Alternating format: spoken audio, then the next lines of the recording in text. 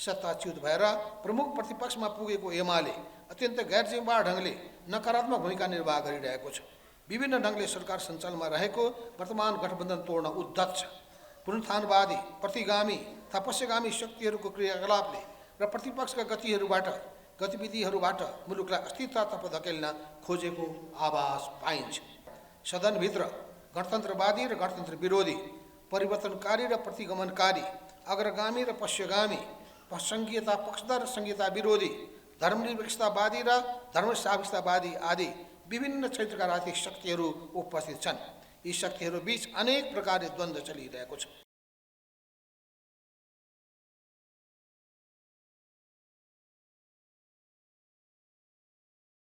यति बेला मुलुकमा राजनीतिक स्थिरता र सरकारको स्थिरताको प्रश्न पनि उठिरहेको छ। यसको मुख्य कारण सदनभित्र गणतन्त्रवादी र गणतन्त्र विरोधी, परिवर्तनकारी र प्रतिगमनकारी, अग्रगामी र पश्चिगामी, संघीयता पक्षधर र संघीयता विरोधी, धर्मनिरपेक्षतावादी र धर्मसापेक्षतावादी आदि विभिन्न क्षेत्रका राजनीतिक शक्तिहरू उपस्थित छन्। यी शक्तिहरू बीच अनेक प्रकारले द्वन्द्व चलिरहेको छ। यसरी चलिरहेको द्वन्द्वले गर्दा मुलुकमा राजनीतिक अस्थिरता पैदा गर्ने प्रयत्न एक वा अर्को ढङ्गले भइरहेको छ। अहिले प्रतिपक्षमा रहेका दलहरूले जस्तासुकै विषयमा पनि संसद अवरोध गर्ने गरेका छन्। सत्ताच्युत भएर प्रमुख प्रतिपक्षमा पुगेको एमाले अत्यन्त गैरजिम्मेवार ढङ्गले नकारात्मक भूमिका निर्वाह गरिरहेको छ। विभिन्न ढङ्गले सरकार सञ्चालनमा रहेको वर्तमान गठबन्धन तोड्न उद्धत छ।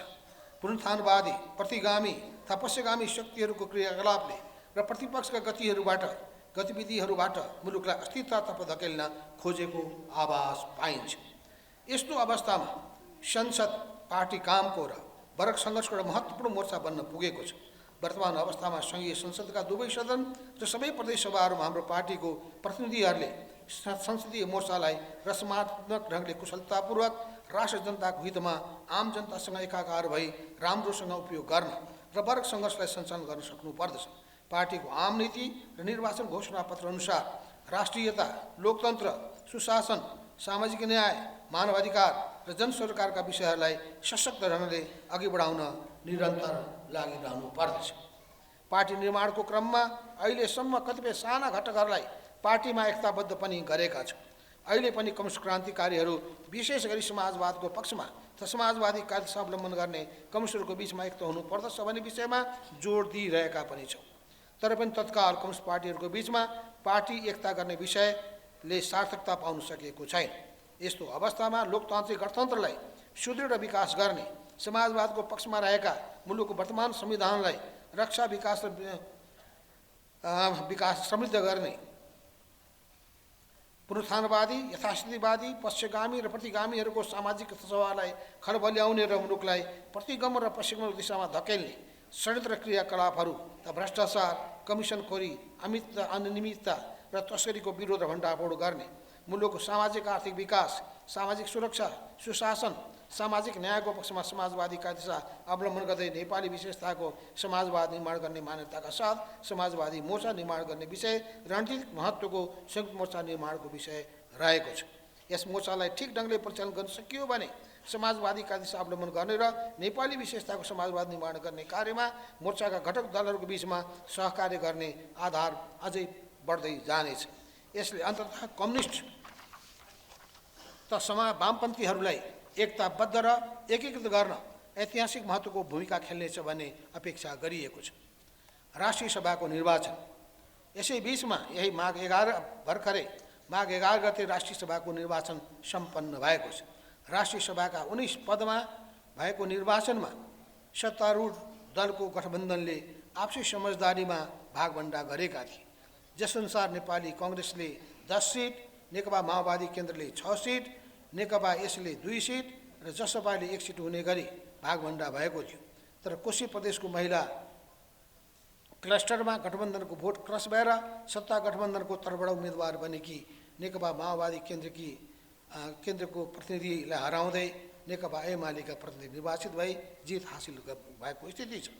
नेकपा एमाले गठबन्धनमा रहेका दलहरूसँग सहकार्य गर्ने र गठबन्धनलाई कमजोर बनाउने नीति लिएको थियो। राष्ट्रिय सभाको निर्वाचनमा गठबन्धनसँग सहकार्यका लागि एमाले वार्ता, छलफल र संवाद गरे पनि वास्तवमा त्यो सबै भनेको हाम्रो पार्टीका विरुद्धमा नै लक्षित थियो, यस अर्थमा पनि त्यो सहमति सफल हुन सकेन। यो सत्ता गठबन्धनका दलहरू एकजुट भएर एक ठाउँमा उभिसकेपछि नेकपा एमालेको उक्त प्रयत्न, हामीलाई कमजोर बनाउने प्रयत्न असफल भयो। यस्तो अवस्थामा नेकपा एमाले राप्रपासँग गठबन्धन गर्न पुग्यो। यस परिणामले कोशी प्रदेशमा एक सिट जितेर यो निर्वाचन नेकपा एमाले 0 वटा जोगिन पुगेको छ। राज्यसभाको निर्वाचनको परिणामले सत्ता गठबन्धनमा उलटफेर हुने अवस्था नरहे पनि भोट क्रसिङको विषयले गठबन्धनका दलहरू मात्र होइन, हरेक दलभित्र छलफलको यो विषय बन्न पुगेको छ। यसपटकको राष्ट्रिय सभाको निर्वाचनको परिणामले राष्ट्रिय सभाको राजनीतिक शक्ति सन्तुलनमा हेरफेर ल्याएको छ। यसपटक राष्ट्रिय सभामा सबैभन्दा ठुलो दल नेकपा माओवादी केन्द्र बन्न पुगेको छ। यसअघि सबभन्दा ठुलो दलको रूपमा रहेको नेकपा एमाले पहिलो दलबाट तेस्रो दलमा झरेको छ। नेपाली कङ्ग्रेस दोस्रो ठुलो दल बन्न पुगेको छ भने हाम्रो पार्टी नेकपा एकीकृत समाजवादी चौथो र जसपा 5औं स्थानमा रहेको छ। निर्वाचनको परिणामअनुसार अहिले राष्ट्रिय सभामा माओवादी केन्द्रको 17 सिट, नेपाली कङ्ग्रेसको 16 सिट, नेकपा एमालेको 10 सिट, नेकपा एकीकृत समाजवादीको 8 सिट, जसपाको 3 सिट, लोकसभाको 1 सिट, जनमोर्चाको 1 सिट र अन्य 3 रहेको अवस्था छ। नेपाली जनताले 7 दशकभन्दा लामो त्याग, बलिदान र समर्पणका कष्टसाध्य सङ्घर्षद्वारा स्थापित सङ्घीय लोकतान्त्रिक गणतन्त्रलाई रक्षा र विकास गर्नु र यसलाई नेपाली विशेषताको समाजवाद निर्माणको दिशामा अघि बढाउनु हाम्रो मुख्य राजनीतिक कार्यभार बनेको छ। यसका लागि नेपाली जनताले आफ्ना प्रतिनिधिहरू मार्फत वर्तमान संविधानको रक्षा, विकास र कार्यान्वयन गर्नुपर्दछ। मुलुकमा व्याप्त भ्रष्टाचार, तस्करी, अनियमितता, राष्ट्रजनताको हित विपरीतका क्रियाकलापहरूदेखि लिएर राजनीतिक पदहरूको खरिद बिक्री जस्ता विकृति र विसङ्गतिका कारण आम रूपमा राजनीति र राजनीतिक नेताहरूप्रति घृणा, वितृष्णा, विकर्षण फैल्दै गएको छ। त्यसैले यति बेला भ्रष्टाचार, तस्करी, कुशासन, अनियमितता, दलाली, कमिसन तन्त्र जस्ता अनेकौं विकृति र विसङ्गतिका विरुद्ध राजनीतिक जागरण अभियान सञ्चालन गर्नुपर्छ। यसमा व्यापक रूपमा सचेत नागरिक समाज, सचेत युवा पङ्क्ति, आम नागरिकहरूलाई राजनीतिक जागरण अभियानमा परिचालन गर्नुपर्दछ। पार्टीको सबै निर्धारित तहहरूमा युवा पङ्क्तिलाई भर्ती गरी विभिन्न तहको जिम्मेवारी प्रदान गरी योजनाबद्ध ढङ्गले युवा नेतृत्व विकास गर्ने काम गर्नुपर्दछ। मुलुकको वर्तमान विशिष्ट अवस्थामा वाम लोकतान्त्रिक गठबन्धन कायम गरी मुलुकको राजनीतिक स्थिरता दिने राष्ट्र जनताको हितमा अघि बढाउने कोसिस भइरहेको छ। यस गठबन्धनलाई वर्तमान प्रतिनिधि सभाको पूर्ण कार्यकालसम्म कायम राख्न सहमति र सहकार्यको आधारमा सङ्घीय, प्रदेश र स्थानीय तिनै तहको सरकार सञ्चालन गरी राष्ट्र जनताको हित तथा समाजवादका आधारहरू खडा गर्ने दिशामा अघि बढ्नु पर्दछ। यसका साथै वामपन्थी शक्तिहरूबीच सहकार्यको भावना विकास गर्ने, वामपन्थी शक्तिहरूलाई एकताबद्ध बनाउने र विभिन्न ढङ्गले मोर्चा निर्माण गरी पार्टी एकताका आधारहरू तयार गर्ने अर्को महत्त्वपूर्ण राजनीतिक कार्यभारलाई पनि अघि बढाउनु पर्दछ। मुलुकको राष्ट्रिय राजनीतिमा निर्दलीय र निरङ्कुश तन्त्रको अन्त्यपछि बहुदलीय राजनीतिक प्रणालीको अभ्यास भएको 3 दशक नागिसकेको छ। राजनीतिक क्षेत्रमा भएको परिवर्तन अनुसार मुलुकको आर्थिक सामाजिक क्षेत्रमा आम जनता, खास श्रमजीवी जनताको दैनिक जनजीविकामा खासै परिवर्तन र सुधार नआउँदा व्यवस्था बदलिए पनि अवस्थामा परिवर्तन आएन भन्ने प्रतिक्रिया आम जनताबाट व्यक्त भइरहेको छ। त्यसकारण योजनाबद्ध ढङ्गले चरणबद्ध रूपमा सामाजिक आर्थिक रूपान्तरणको प्रक्रियाद्वारा राष्ट्र जनताको समृद्धिका लागि अघि बढ्नु पर्दछ।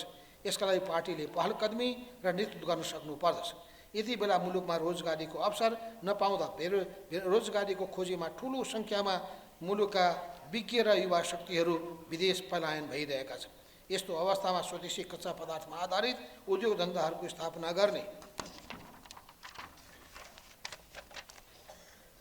कृषिको व्यवसायीकरण र बजारीकरणका लागि अभियान सञ्चालन गर्दै पारिवारिक खेती, सामूहिक खेती र सहकारी खेतीमा आधारित गराएर नेपाली समाजलाई आवश्यक खाद्य र पेय वस्तु मुलुकभित्रै उत्पादन गर्न जोड दिएर अघि बढ्ने हो भने हजारौँ मात्रै होइन लाखौँलाई रोजगारी प्रदान गर्न सकिनेछ। यसका लागि प्रवासमा रहेका नेपालीहरूको ज्ञान, सिप, अनुभव र पुँजीलाई राष्ट्रिय विकास अभियानमा परिचालन गर्नुपर्ने हाम्रो अर्को महत्त्वपूर्ण कार्यभार बनेको छ। राष्ट्र विरोधी, जनविरोधी, लोकतन्त्र विरोधी क्रियाकलापहरू तथा भ्रष्टाचार, तस्करी, अनियमितता, सामाजिक भेदभाव, जाति विभेद, छुवाछुत, अन्धविश्वास र कुरीतिहरू, महिला हिंसाका विरुद्ध जनचेतना फैलाउने काममा पार्टीले अगुवाई गर्ने र सामाजिक चेतना अभिवृद्धि गर्न विभिन्न ढङ्गले लाग्ने तथा जलवायु परिवर्तन, वातावरणीय प्रदूषण, सामाजिक न्याय र मानव अधिकार सम्बन्धी मुद्दाहरूमा जनताको चेतना अभिवृद्धि गर्ने अभियान सञ्चालन गर्ने र प्राकृतिक प्रकोप तथा विपद जोखिम न्यूनीकरणमा जोड दिँदै विपदमा परेका जनतालाई राहत सहयोग गर्ने अभियान सञ्चालन गर्ने आदि विषयहरू सामाजिक आन्दोलन सम्बन्धी अर्को महत्त्वपूर्ण कार्यभार रहेको छ। यो पनि त्यतिकै जरुरी र महत्त्वको विषय बनेको छ।